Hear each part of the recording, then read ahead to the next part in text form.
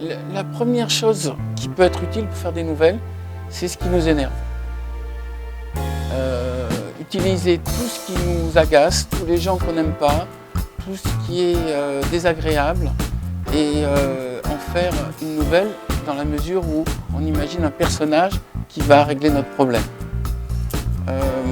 J'ai souvent utilisé des personnages désagréables que j'ai rencontrés dans ma vie pour en faire des personnages.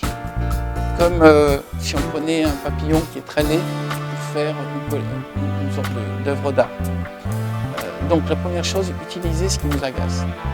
Ensuite, utiliser, en regardant les actualités, le moment où on a compris quelque chose qui n'est pas présenté par le journaliste. Par exemple, moi je fais un peu la géopolitique, je vois bien que quand il arrive tel événement, c'est lié à un autre événement. Et personne ne le dit. Donc je peux en faire une nouvelle. De même que des fois quand je regarde les actualités, je vois bien quelqu'un qui ment.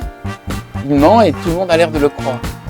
Alors j'ai écrit une nouvelle pour raconter ça, pour raconter comment il ment et pourquoi ça peut entraîner des choses. Sinon, dans les nouvelles, ce qu'on peut aussi utiliser, c'est des fois c'est comme on lit un roman, on se dit tiens il aurait pu faire une autre fin. À ce moment-là, ça peut faire une nouvelle. Voilà. Je sais que quand j'avais lu Le Fléau de Stephen King, j'avais trouvé que la fin n'était pas bien, The Stand en anglais. Et je me suis dit, tiens, je vais écrire une nouvelle avec une fin que j'aurais imaginée moi.